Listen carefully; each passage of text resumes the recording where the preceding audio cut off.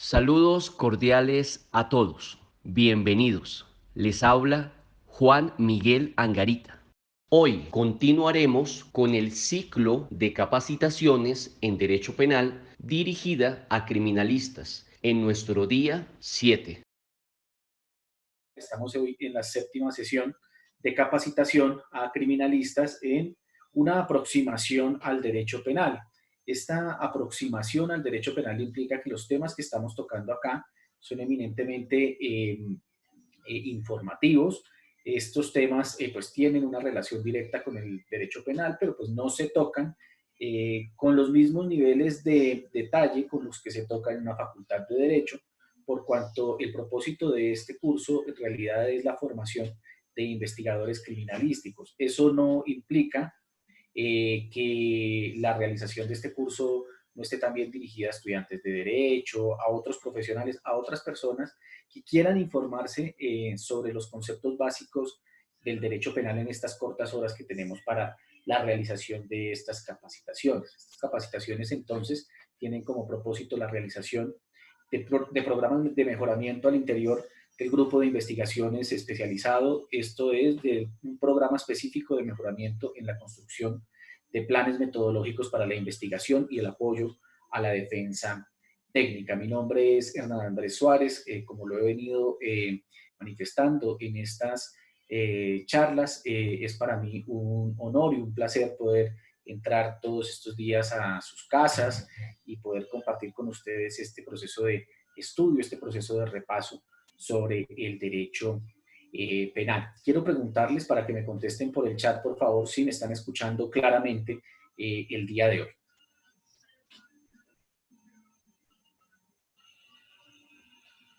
Bueno, perfecto, muchísimas gracias. Las preguntas entonces ustedes las pueden direccionar a este chat o las pueden también direccionar a mi teléfono interno 315-783-8210, 315-783-8210, a donde ustedes podrán formular pues algunas inquietudes adicionales con relación a estas charlas.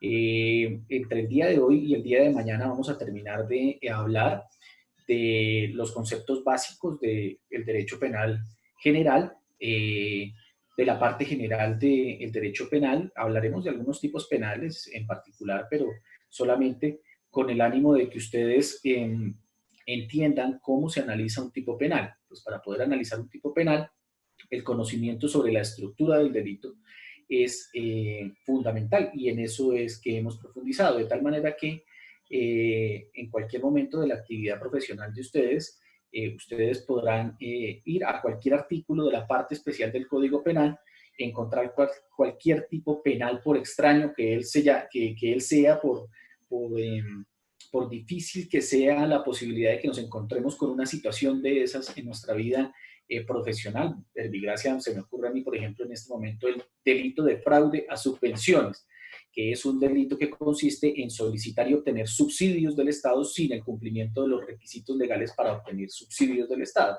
Pues obviamente son tipos penales que no son tan comunes como el homicidio, como el hurto, como el peculado, pero en punto de la estructura de análisis de ese tipo penal y de todos los tipos penales, pues siempre estaremos analizándolos desde la perspectiva de cuál fue la conducta que desplegó el sujeto activo, si esa conducta es típica, si esa conducta es antijurídica y si esa conducta es culpable y cuál es la sanción que se debe imponer conforme a la ley.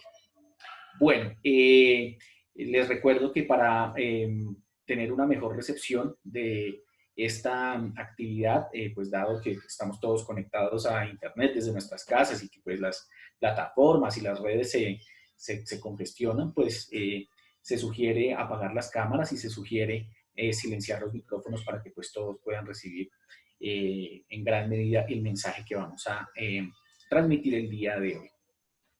Bueno, Camilo, vamos a pasar a la primera diapositiva, por favor. El día de hoy vamos a analizar el concepto de antijuridicidad y el concepto de culpabilidad.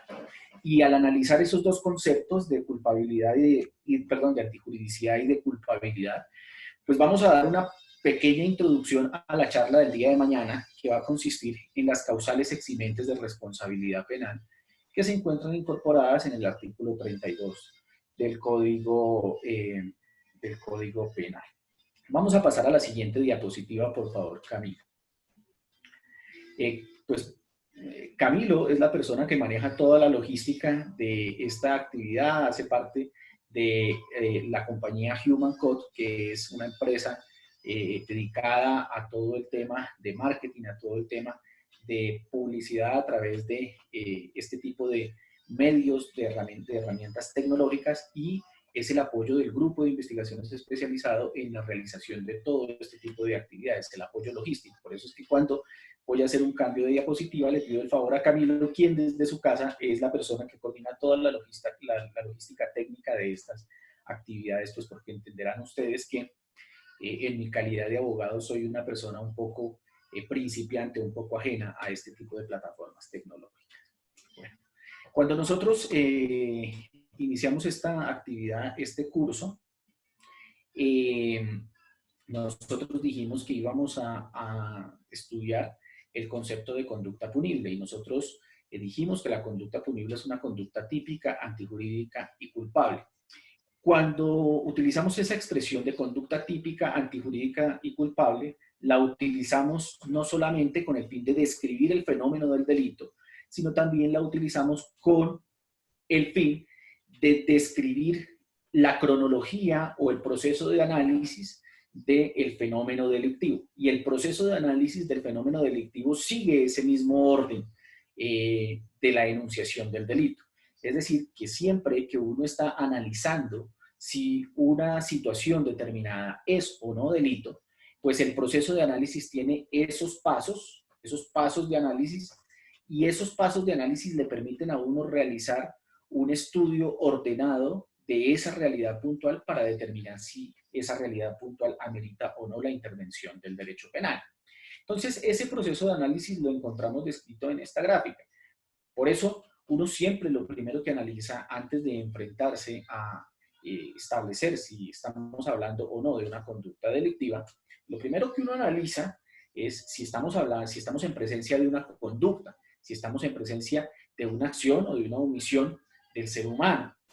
Porque si no estamos en presencia de una conducta, y en especial de una conducta humana, sino, por ejemplo, del comportamiento de un animal, o estamos en presencia de un hecho de la naturaleza, como por ejemplo un derrumbe, como por ejemplo la caída de un rayo, como por ejemplo una borrasca, un aluvión, etcétera, pues en ese contexto nosotros ni siquiera tendríamos que entrar al análisis de la tipicidad.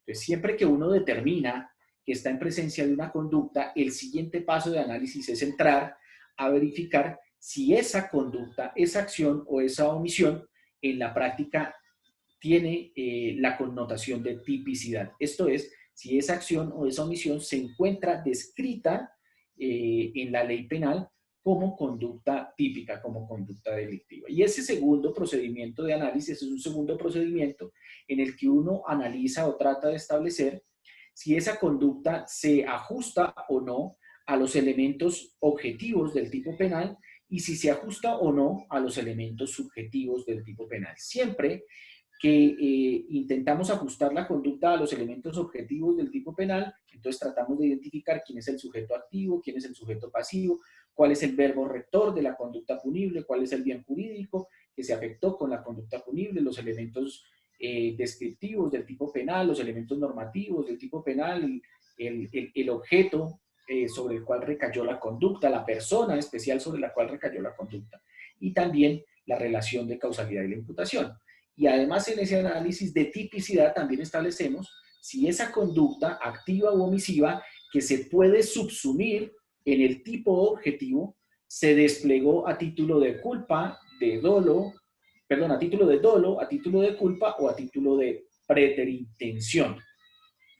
Y pues como lo decíamos el día de ayer, pues estableciendo si estamos en presencia de una conducta típica objetivamente que se desarrolló en modalidad de dolo directo o en la modalidad de dolo eventual, o se desarrolló en la modalidad de culpa con representación o culpa sin representación, o se desarrolló en la modalidad preterintencional, que es cuando el resultado típico y objetivo excede la intencionalidad de la gente.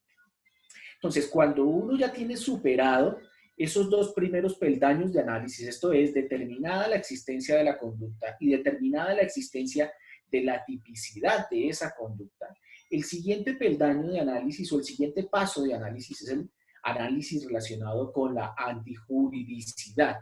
Y entonces vamos a entrar a estudiar ese concepto básico de la antijuridicidad como elemento integrante del delito. Pasemos a la siguiente diapositiva, Camilo, por favor.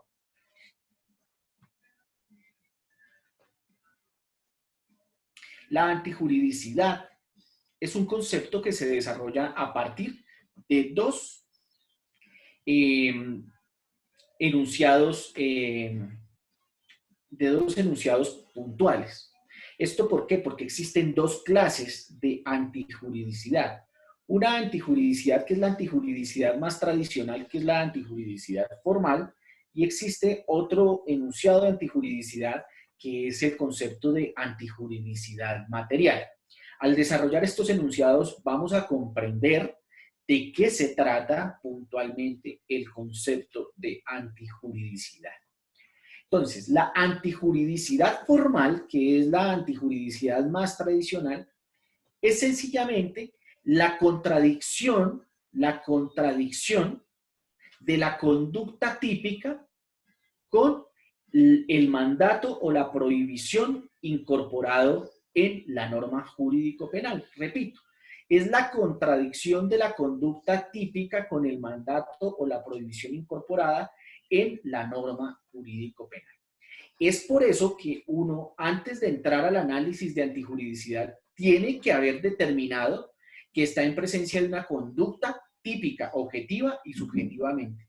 Sin haber determinado la tipicidad, no es posible entrar al análisis de antijuridicidad, porque el análisis de antijuridicidad formal parte de la base de que estamos enfrente de una conducta típica que, por lo mismo que es típica, además contraviene un mandato o contraviene una prohibición de la norma penal. Verbigracia. En el delito de omisión de agente retenedor y recaudador, en el que la norma jurídico-penal le impone a aquellas personas que son autorretenedores de impuestos, ejemplo, el impuesto de IVA, el impuesto de retención en la fuente, les impone el deber de entregar esa plata al fisco, de entregar esa plata a la DIAN, pues la antijuridicidad formal de la conducta es el incumplimiento de ese mandato específico incorporado no solo en el estatuto tributario, sino también incorporado tácitamente en la norma penal. Perdón, expresamente en la norma penal, porque estamos hablando de un tipo penal de omisión propia. Entonces, la antijuridicidad formal es en principio esa contradicción de la conducta típica con el mandato jurídico penal. Es una contradicción de la conducta típica con el mandato jurídico penal. ¿Esto qué implica? Que las concepciones tradicionales sobre el concepto, sobre la antijuridicidad, pues siempre que llegamos a el análisis de antijuridicidad es porque partimos de la base de que la tipicidad es un indicio, la tipicidad es per se un indicio de antijuridicidad. O sea, si una conducta es típica, es porque la conducta en la práctica está revestida de una contrariedad con la norma. Pero no basta con esa contrariedad típica de la conducta con la norma, sino que además se analiza esa contrariedad en punto de antijuridicidad formal. De tal manera que la tipicidad es un indicio de antijuridicidad formal. Pero la antijuridicidad no se limita exclusivamente a la contradicción de la conducta típica con la norma. Se requiere además de una segunda forma de antijuridicidad, que es la antijuridicidad material. Es la antijuridicidad material, que es la que impacta necesariamente en la existencia o inexistencia de la conducta pública. Esta segunda forma de antijuridicidad, esto es la antijuridicidad material, consiste en que no basta con que la conducta sea típica y además esa tipicidad represente una contradicción con el ordenamiento jurídico, sino que además es necesario que esa conducta típica lesione o ponga efectivamente en peligro los bienes jurídicos tutelados por la ley penal. Entonces, la antijuridicidad material es ontológicamente la capacidad o la aptitud de la conducta típica para lesionar efectivamente un bien jurídico o para ponerlo en peligro sin justificación alguna. ¿Esto por qué? Porque cuando la conducta típica no lesiona, cuando la conducta típica no pone en peligro el bien jurídico tutelado por la ley penal, la conducta es abiertamente irrelevante. ¿Abiertamente irrelevante para qué? Para el derecho penal. Vamos a poner un ejemplo de ausencia de antijuridicidad material que pues me lo enseñaba un profesor en la Universidad Santo Tomás, el profesor de Derecho Penal Especial. Recuerdo que era el doctor Diego Corredor y él ponía un ejemplo muy bonito para explicar la antijuridicidad material. Él decía que pensemos que estamos en presencia de un caso de peculado en el que un servidor público a un servidor público le es entregada o le es puesta bajo su custodia una resma de papel. Una resma de papel. Y, al momento, y estando el servidor público en el ejercicio de sus funciones, ve pasar por la calle una caravana donde la gente, pues, no sé, digamos, recibe a la Selección Colombia y todas las personas que desde los edificios ven pasar la caravana, pues le votan a la Selección Colombia, le votan cartas, le votan bombas, le votan serpentinas y a este servidor público se le ocurre, sin ningún tipo de justificación, o bueno, pues motivado por la presencia de la Selección Colombia, se le ocurre tomar una hoja de papel, arrugarla y esperar a que pase el carro de la Selección Colombia y botar esa hoja en símbolo de agradecimiento con la Selección Colombia que acabó de ganar el campeonato mundial. Entonces, esa conducta de tomar la hoja, que es un recurso del Estado, es un bien al servicio de la institución estatal, es un bien fiscal, arrugarla, o sea, destruirla, y además votarla, decía nuestro profesor de Derecho Penal, decía, puede constituir en la práctica una conducta. ¿Por qué una conducta? Porque es una acción.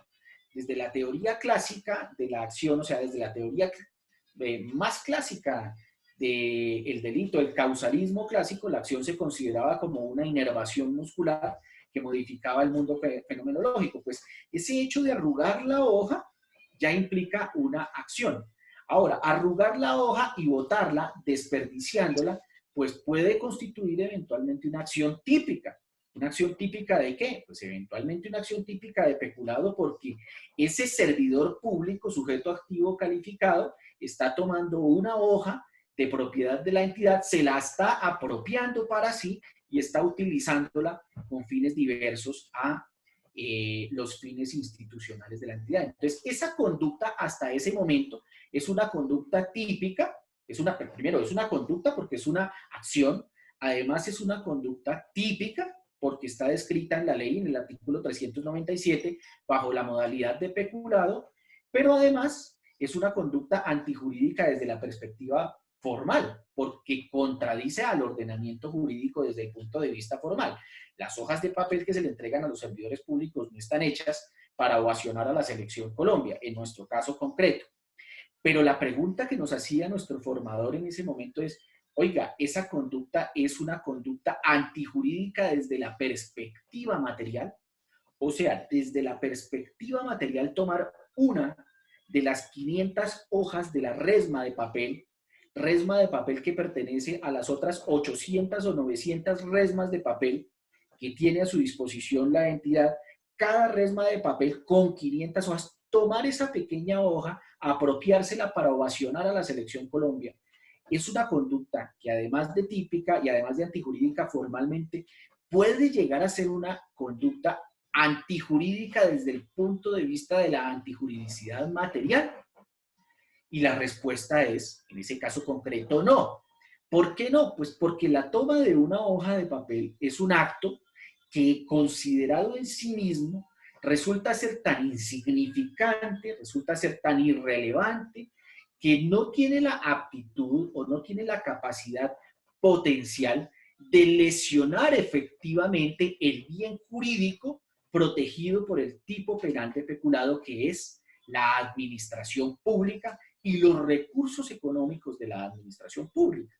Porque la pérdida de una hoja de papel no afecta, en ese caso concreto, pues el patrimonio de la entidad estatal de manera tal que amerite el reproche jurídico penal y la intervención del Estado para la sanción del sujeto activo frente a esa acción determinada.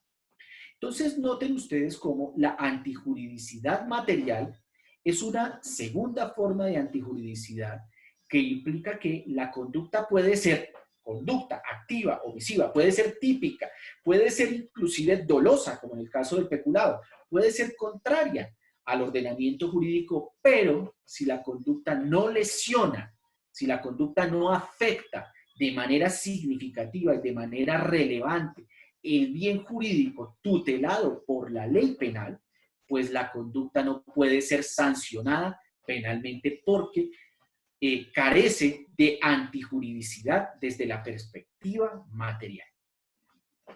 Bueno, pasemos a la siguiente diapositiva, por favor. Para hablar entonces de la antijuridicidad material, ustedes tienen entonces que partir de la base de que cuando ustedes empiezan a mirar la parte especial del Código Penal, la parte especial del Código Penal, ustedes encuentran que existen más de 600 tipos penales. O sea, más de 600 conductas que el legislador las considera como delictivas. Pero cada uno de esos tipos penales está orientado, o sea, no está puesto en el Código Penal de manera arbitraria, no está puesto al azar, sino que cada uno de esos tipos penales está puesto con una función específica dentro de la parte especial del Código Penal. Y la función específica de cada tipo penal, la función específica de cada tipo penal es la protección de un bien jurídico puntualmente determinado por la ley. Es por eso que el mismo Código Penal determina cuáles son los bienes jurídicos tutelados por el legislador en materia penal. Es el mismo Código Penal el que lo determina. Aquí simplemente estamos poniendo, a manera de ejemplo, 3 bienes jurídicos: la vida y la integridad personal, la libertad y la integridad y la información sexual, y el régimen constitucional y legal. Esos son 3 bienes jurídicos que protege la parte especial del Código Penal, pero ustedes podrán encontrar en esa parte especial del Código Penal que la vida y la integridad personal se protege a través de varios tipos penales, como por ejemplo el tipo penal de genocidio, que atenta contra ¿qué? Pues atenta contra la vida de una colectividad étnica, de una colectividad ideológica, de una colectividad política, religiosa. Encontrarán ustedes el tipo penal de inducción al genocidio, también atenta contra la vida y la integridad personal de este tipo de colectividades. Encontrarán ustedes el homicidio, encontrarán el feminicidio, encontrarán el aborto, bueno, encontrarán una serie encontrarán el tipo penal de lesiones personales. Esto es una serie de conductas típicas que tienen una única función en su incorporación dentro del Código Penal. Esto es la protección de los bienes jurídicos tutelados por la ley penal. Ahora, en el ejemplo de la libertad, integridad y formación sexuales, pues se concibe que la libertad, la integridad y la formación sexual es un bien jurídico relevante para el derecho penal. Ese es un bien jurídico. ¿Por qué es un bien jurídico? Porque es un derecho que tiene todo ciudadano en el ordenamiento constitucional y democrático colombiano.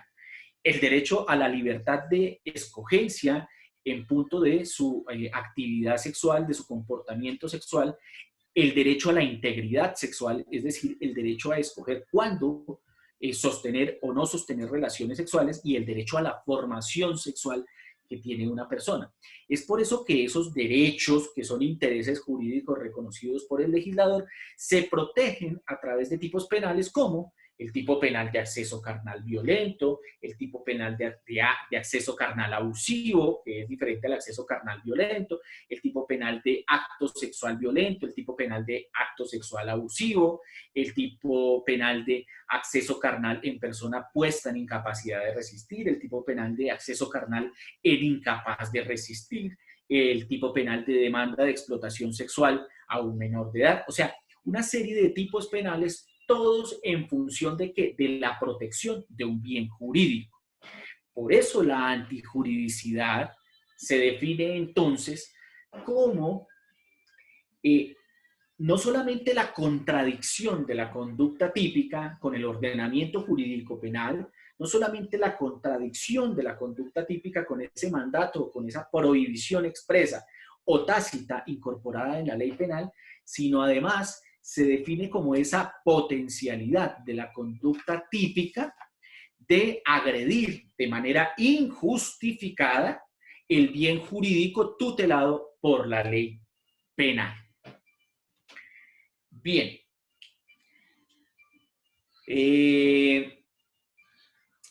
Para que ustedes tengan mayor claridad sobre cuáles son los bienes jurídicamente tutelados por la ley penal, pues ustedes pueden acudir al Código Penal y a partir del artículo 101, ustedes van a encontrar pues una infinidad de bienes jurídicos que se tutelan y se protegen a través de la ley penal. Entonces encontramos la vida y la integridad personal, las personas y los bienes protegidos por el derecho internacional humanitario, la libertad individual y otras garantías, los delitos contra la libertad, integridad e información sexuales, los delitos contra la integridad moral. Hay delitos, la integridad moral se concibe como un bien jurídicamente tutelado por la ley penal. Y pues se protege a través de tipos penales como la injuria y la calumnia. Entonces, la integridad moral hace referencia a la honra, al buen nombre que todos tenemos derecho a tener. Pues ese buen nombre, esa honra, ¿cómo se afecta? Pues cuando otra persona despide de sí mismo una imputación deshonrosa o una imputación delictiva en contra de otra persona, imputación falsa y además injustificada. Pues entonces el tipo penal de injuria, el tipo penal de calumnia protege el bien jurídico de el buen nombre, el bien jurídico de la integridad moral de la persona. Hay otros delitos como los delitos contra la familia, la inasistencia alimentaria, el patrimonio económico, es otro bien jurídico tutelado por la ley penal, los derechos de autor, la recta y eficaz impartición de justicia. Los animales hoy en día son bienes jurídicos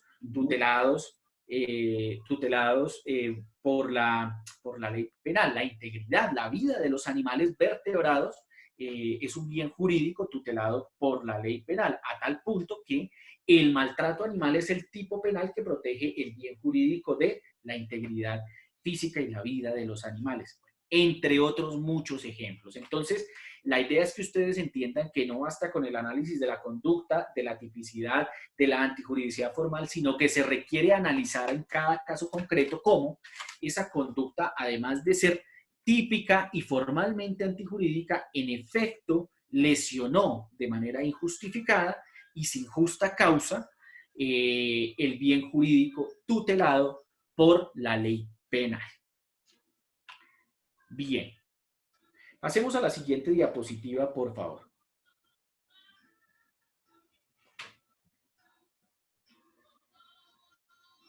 Bien.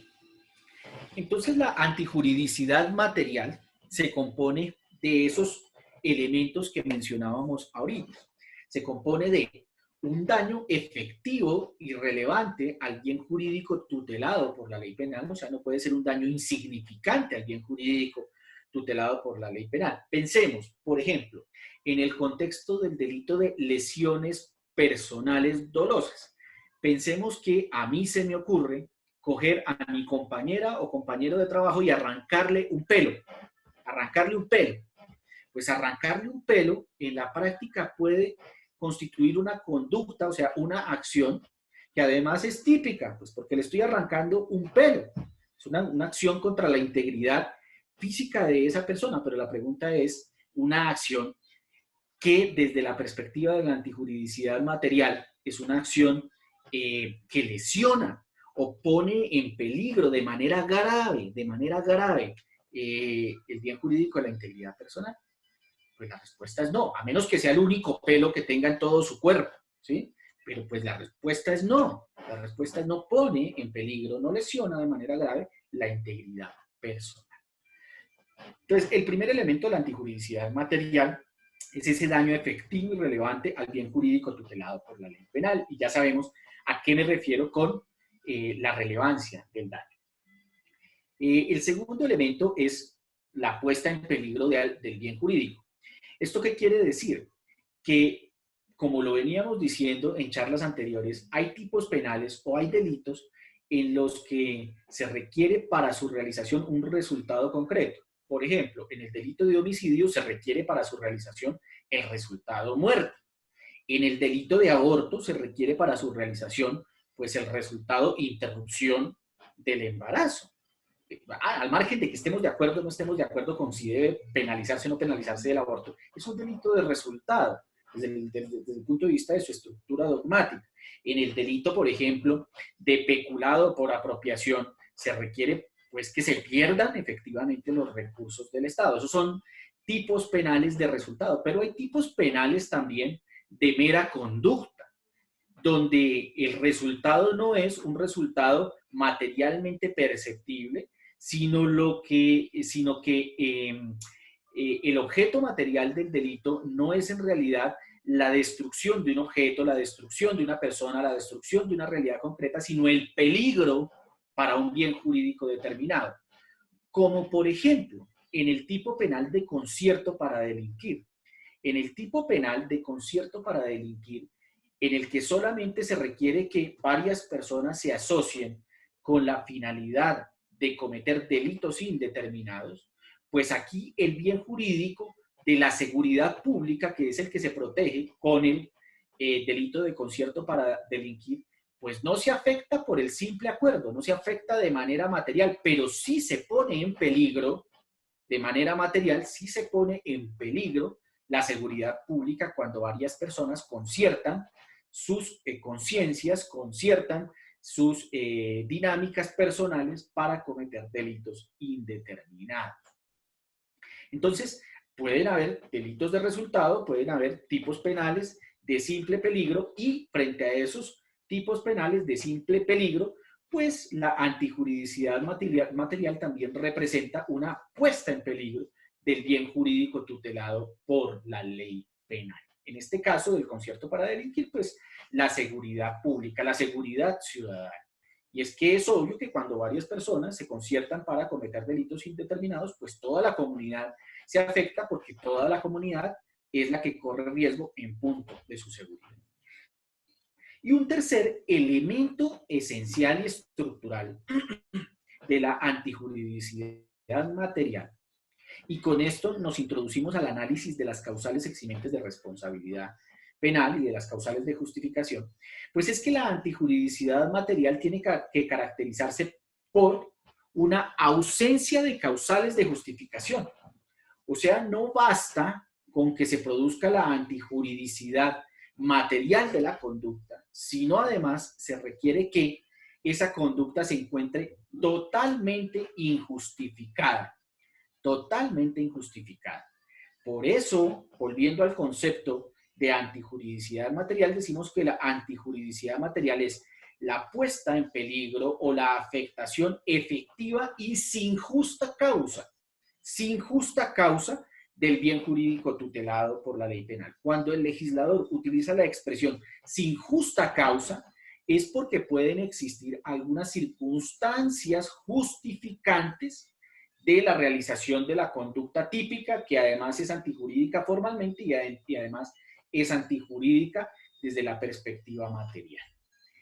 ¿Esto por qué? Porque entonces el ordenamiento jurídico también entra a considerar algunas causales que justifican la realización de conductas típicas antijurídicas formal y materialmente. Y esas causales las encontramos ahí en nuestra columna derecha de nuestra diapositiva, y entre esas podemos mencionar, pues a grandes rasgos, por ejemplo, la causal de legítima defensa, descrita en el numeral sexto del artículo 32 del Código Penal. Pensemos en que una persona va por una calle y esa persona pues tiene en su poder un arma de fuego que la lleva con salvoconducto y que además la utiliza pues para su cuidado, para su custodia personal, para custodiar su integridad personal y sus propios bienes. Pensemos que esa persona además es un escolta o es un policía y va pues con el arma de dotación. Y esa persona intempestivamente, pues es abordada por otras 15 personas con palos, cuchillos y ametralladoras. Palos, cuchillos y ametralladoras. ¿Por qué estoy poniendo el ejemplo de manera tan abultada y tan trivial? Por las grandes discusiones dogmáticas en torno a la legítima defensa. Entonces pensemos que esta persona es abordada por 15 delincuentes, 15 atracadores que con palos, cuchillos, ametralladoras, bazooka, quieren robarle su celular y su billetera.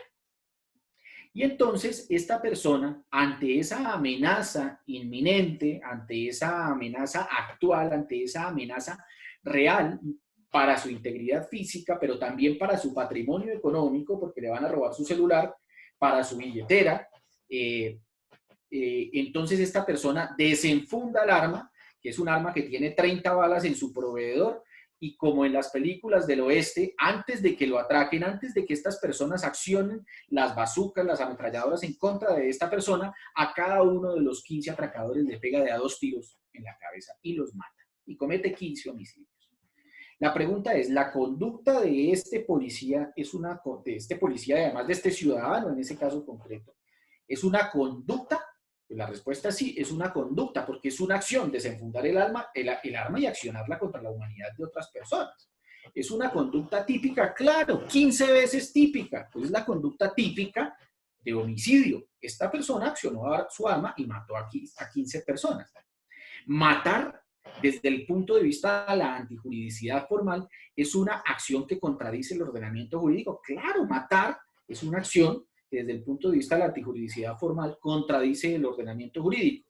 Desde el punto de vista de la antijuridicidad material, matar puede representar una forma de antijuridicidad material y ahí ya empieza a tambalear la existencia de la conducta punible. Porque desde el punto de vista de la afectación real y efectiva a los bienes jurídicos de estos 15 atracadores, ¿cuáles bienes jurídicos? La vida e integridad personal de cada uno de estos 15 atracadores, pues en efecto, cada uno recibió 2 impactos de bala y por esa misma razón, pues, perecieron, por esa misma razón fallecieron. Es decir, fueron sujetos pasivos de la conducta de homicidio. Entonces, en la práctica se afectó de manera efectiva, de manera significativa, de manera jurídico-penalmente relevante el bien jurídico de la vida de estas 15 personas. Pero se afectó sin justa causa. Y ahí es cuando entran a operar en el contexto del delito las causales de justificación y en este caso concreto la causal de justificación de la legítima defensa. Esto es que la persona reaccionó ante una amenaza o un peligro actual e inminente para su vida, para su patrimonio económico y actuó de manera proporcional en defensa de esos intereses, lesionando los bienes jurídicos de sus agresores. Entonces, en punto del análisis de la antijuridicidad se requiere pues, que exista una contrariedad con la norma, una contradicción con la norma, se requiere que exista una afectación real y efectiva al bien jurídico, pero también se requiere que no exista ninguna justificación jurídicamente reconocida a la conducta. ¿Y cuáles son las causales de justificación de la conducta que excluyen la antijuridicidad material? Pues el cumplimiento de un deber legal, el cumplimiento de una orden emitida por una autoridad competente, el legítimo ejercicio de un derecho subjetivo, el ejercicio de una actividad lícita del estado de necesidad justificante y la legítima defensa, que son circunstancias justificantes de la conducta, causales eximentes de responsabilidad, que vamos a estudiar el día de mañana con mayor detalle. pero las pongo acá para que ustedes de entrada en nuestro esquema de análisis entiendan cómo estas circunstancias de ausencia de responsabilidad impactan sobre uno de los elementos de la estructura del delito, que es la antijuridicidad. Bueno. Ayer me preguntaba un amigo si esto con lo que estoy mojando la palabra es agua o qué es. Es agua.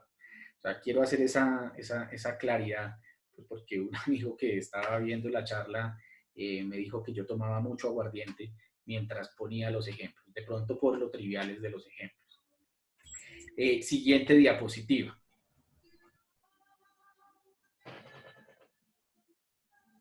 Vamos a hablar ahora de la culpabilidad, que es el último peldaño de análisis de la existencia material o no de la conducta punible.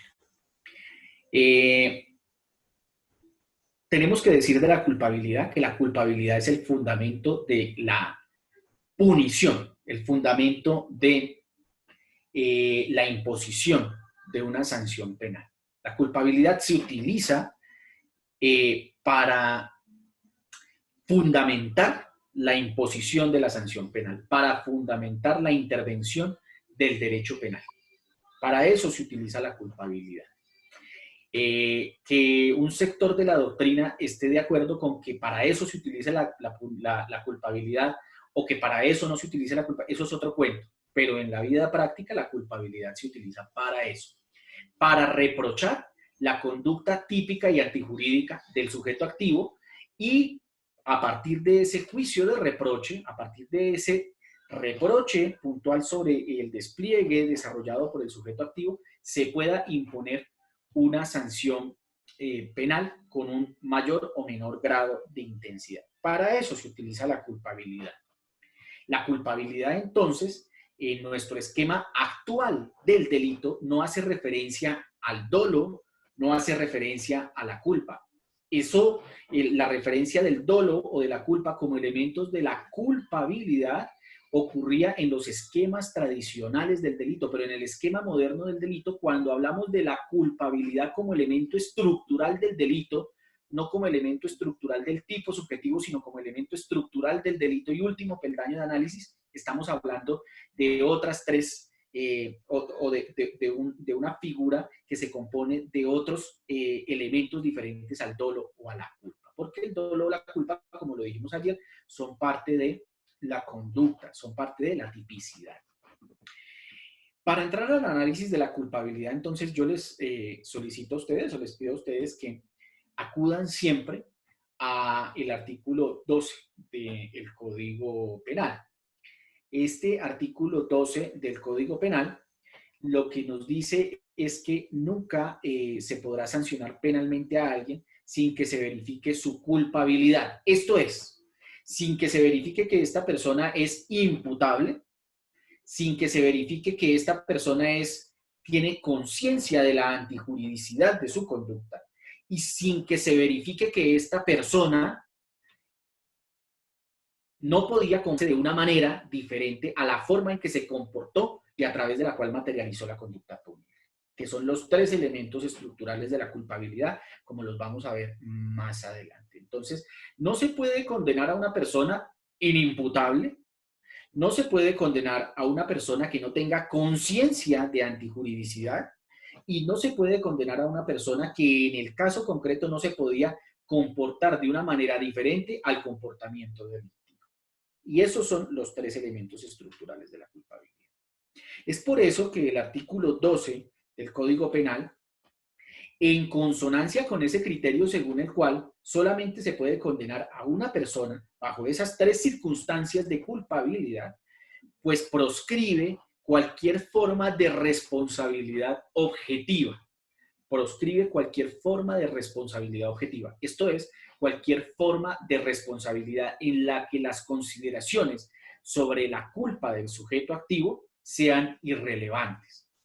La responsabilidad objetiva puede ser una forma estructural de la responsabilidad del Estado en el régimen de responsabilidad estatal, por ejemplo, en aquellos regímenes donde no se requiere verificar la intervención de la entidad estatal. Verbigracia, por ejemplo, el régimen del riesgo excepcional. En el régimen de riesgo excepcional, que es un régimen de responsabilidad estatal, pues el Estado responde por la realización, perdón un segundo, se me desconectó el computador, el Estado responde sin que la entidad estatal haya intervenido. El Estado, por ejemplo, responde por un ataque terrorista. ¿Quién despliega el ataque terrorista? Pues un grupo al margen de la ley. ¿Por qué responde el Estado? Porque existe un régimen de responsabilidad objetiva donde la intervención de la entidad estatal es irrelevante a efectos de establecer si la entidad debe o no entrar a responder. Régimen de riesgo excepcional. También ocurre en materia de responsabilidad civil, cuando también existen regímenes de responsabilidad donde la culpa no es un fundamento de la atribución de responsabilidad, como por ejemplo en el régimen de responsabilidad contractual, cuando la obligación contractual incumplida por uno de los dos contratantes es una obligación de resultado, no es una obligación de medios, sino es una obligación de resultado. Si no se materializó el resultado, el análisis sobre culpabilidad es supremamente irrelevante en ese tipo de regímenes sobre la responsabilidad civil, sí que se siga discutiendo si la culpa es o no el fundamento de la responsabilidad civil. Pero en materia penal no puede haber ninguna forma de responsabilidad que prescinda del juicio de culpabilidad. Esto es, que prescinda de un juicio que se compone de los siguientes presupuestos estructurales. Pasemos a la siguiente diapositiva, Camila. La culpabilidad tiene tres elementos estructurales. El primer elemento estructural de la culpabilidad es la imputabilidad. El segundo elemento estructural de la culpabilidad es la conciencia de antijuridicidad.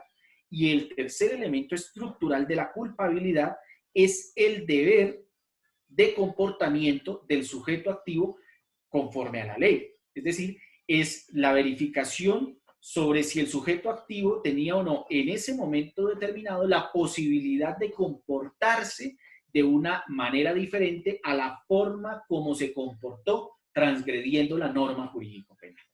Esos son los tres elementos estructurales de la culpabilidad en la estructura dogmática moderna del delito. Por eso es que ahorita dije que dentro de los elementos de la culpabilidad en esta estructura moderna del delito, pues no está ni la culpa ni el dolo, porque el análisis sobre culpa, dolo o preterintención ya lo hemos superado hace mucho tiempo cuando hicimos el análisis de la tipicidad subjetiva. Bien, entonces el primer elemento estructural de la culpabilidad es la imputabilidad. La imputabilidad es un concepto que tiene una directa relación con la capacidad de comprensión de la persona sobre lo que está haciendo. Vamos a ponerlo en un ejemplo que pues puede resultar un poco trivial, pero el Código Civil, antes de las últimas reformas sobre el concepto de capacidad y de las reformas del siglo XX sobre el concepto de capacidad y además las declaratorias de inconstitucionalidad sobre algunos conceptos relacionados con los incapaces, pues en su versión más tradicional, por allá la versión de 1873, hablaba de una persona a la que denominaba el loco furioso. El loco furioso, o sea, aquella persona que está completamente desprendida de la realidad, desprendida mentalmente de la realidad, o sea, amarrada con una camisa de fuerza, sin poder entender, sin poder comprender la realidad con la cual interactúa, la realidad a la cual pertenece. Pues el concepto de imputabilidad implica pues que no se puede entrar a intervenir de manera penal en las conductas que desarrollan personas que no tienen la capacidad de comprender, el loco furioso. Escúcheme que utilice esa expresión pues un poco despectiva, pero la utilizaba el Código Civil, solo que me sirve para ejemplificar la situación. Esa capacidad de comprender la ilicitud de lo que está haciendo. O sea, esa capacidad de comprender que su conducta es una conducta que se puede adecuar de alguna manera a una conducta típica. El loco furioso. El inimputable. Entonces, el inimputable es aquella persona, o digámoslo de otra manera, el imputable, o sea, la persona que es imputable, es aquella persona que tiene la capacidad mental, actual además, actual, o sea, en el momento de la comisión de la conducta punible, es aquella persona que tiene la capacidad de comprender la ilicitud de sus actos, de comprender la desviación de sus actos. Porque quien tiene la capacidad de comprender la desviación de sus actos, pues es una persona que puede recibir el juicio de reproche previsto por la ley penal. No se le puede atribuir un reproche a aquella persona que no tiene la capacidad de comprender en el momento de la ocurrencia de la conducta, en el momento de la realización de la conducta, que lo que está haciendo es absolutamente contrario al ordenamiento jurídico. Ese es el primer elemento de la imputabilidad. El segundo elemento de la imputabilidad es que esa persona que comprende la ilicitud de esa conducta, de la conducta que va a desplegar, pues además tiene la capacidad de determinar su conducta, o sea, de establecer cuál es su conducta, conforme a esa capacidad de comprensión sobre la ilicitud. Entonces, la persona no solamente comprende que su conducta es ilícita, sino que además, como consecuencia de esa comprensión, organiza su conducta, la reordena. ¿Con qué finalidad? Con la finalidad de ajustarla al ordenamiento jurídico. Es esa capacidad de ajustar la conducta conforme a esa comprensión sobre la licitud o ilicitud de lo que se hace. Y esa capacidad de comprensión y esa capacidad de ajustar la conducta al ordenamiento jurídico de manera actual, o sea, en el momento de la realización de la conducta punible, pues puede verse viciada entre otras circunstancias, entre otras porque hay muchas y para eso se dedican pues los psiquiatras y los psicólogos forenses de nuestra firma, pues se puede ver afectada ¿por qué? Por ejemplo, por la inmadurez psicológica del sujeto activo. El sujeto activo es una persona que en punto de su desarrollo psicológico, del desarrollo de su comprensión, no entiende que, por ejemplo, no puede agredir sexualmente a terceras personas, pero no lo hace de manera malintencionada, sino que lo hace porque en la práctica no comprende que uno no puede agredir sexualmente a las personas que lo rodean. Problema de inmadurez psicológica, un problema de trastorno mental. Excúseme que utilice esta expresión. Yo sé que me van a hacer un juicio de inconstitucionalidad de mi lenguaje, pero el loco furioso, o sea, la persona que está completamente desconectada, desarraigada de la realidad material, pues esa persona que tiene un trastorno mental, una esquizofrenia grave, una esquizofrenia severa, y que no comprende que accionar un cuchillo contra otra persona puede lesionar sus bienes jurídicos, puede ser una conducta típica, pues tampoco es una persona imputable. También otro escenario en el que se verifica la capacidad de comprensión y autodeterminación de la persona es en el escenario de la diversidad sociocultural. Y esto lo vamos a poner a partir del siguiente ejemplo. No sé si ustedes han escuchado que existen algunos otros países, algunas otras culturas, donde, por ejemplo, la mujer es hábil desde el punto de vista jurídico para contraer matrimonio a partir de su primer menarquía, a partir de su primer menstruación. ¿Eso qué implica? Pues que una mujer a los 11 años, según ese tipo de ordenamientos jurídicos, ya es apta para contraer matrimonio. Y no solamente es apta para contraer matrimonio, sino que por su condición biológica ya es apta en esos ordenamientos jurídicos, estemos o no de acuerdo con esos ordenamientos jurídicos, para sostener relaciones sexuales con la persona de su esposo. Pues en esos ordenamientos jurídicos que es permitido que una mujer de 11 años sostenga relaciones sexuales con la persona de su esposo, pues una persona puede ver como muy normal sostener relaciones sexuales con una niña de 11 años. Pero en el ordenamiento jurídico colombiano no. En el ordenamiento jurídico colombiano es gravísimo que una persona sostenga relaciones sexuales con otra persona menor de 14 años. Más grave además si es mujer. pues porque existen algunas circunstancias de agravación puntuales relacionadas con el género de la persona.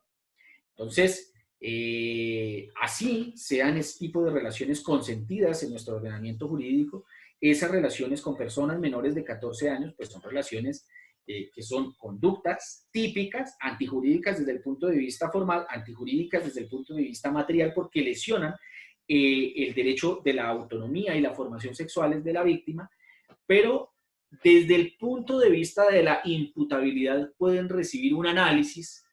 Si, por ejemplo, quien desplegó esa conducta fue una persona perteneciente a ese otro tipo de culturas, donde contraer matrimonio con una persona de 11 años es perfectamente lícito, como es lícito que como producto del matrimonio se sostengan relaciones sexuales.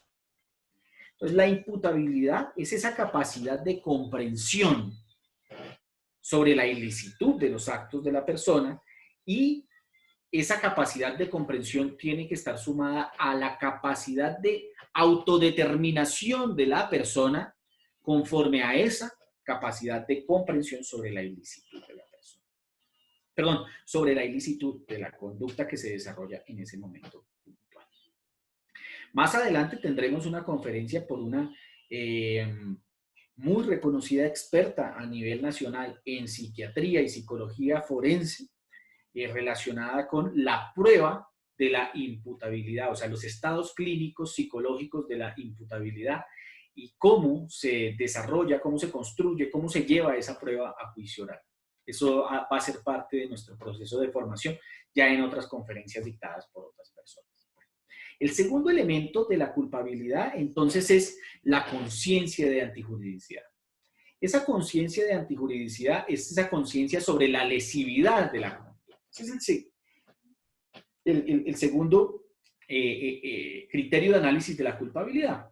Establecer si la persona era consciente o no sobre la antijuridicidad o no de la conducta. Porque si la persona no era consciente de la antijuridicidad de la conducta, puede estar amparado por una causal eximente de responsabilidad, que es el error de prohibición.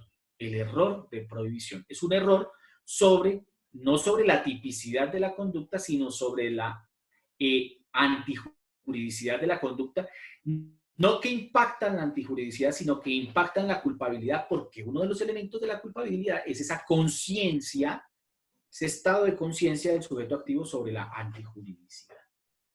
Y bien, un último elemento de análisis de la culpabilidad es ese deber, esa posibilidad del sujeto activo de la conducta punible de comportarse conforme a la ley. Porque si la persona no tenía la capacidad, la posibilidad en tiempo real de comportarse conforme a la ley, pues también puede verse amparado por una causal eximente de responsabilidad, que es el estado de necesidad. Bueno, entonces, cuando hablamos de la culpabilidad, siempre tenemos que entrar a verificar que la persona es imputable, que la persona tiene conciencia de antijuridicidad y que la persona en tiempo real podía comportarse conforme a la ley. Porque si estos elementos no existen, por más que la conducta sea típica, antijurídica, pues la conducta no resulta ser culpable y por lo tanto no es conducta punible. Bueno, pasemos a la siguiente diapositiva. Bueno, queridos amigos, con esto, siendo las 4:05 de la tarde, cumplimos nuestra hora exacta de estudio del día de hoy. Les agradezco mucho a ustedes por su asistencia, les agradezco mucho a ustedes por sus preguntas, por su interés en seguir desarrollando estos temas.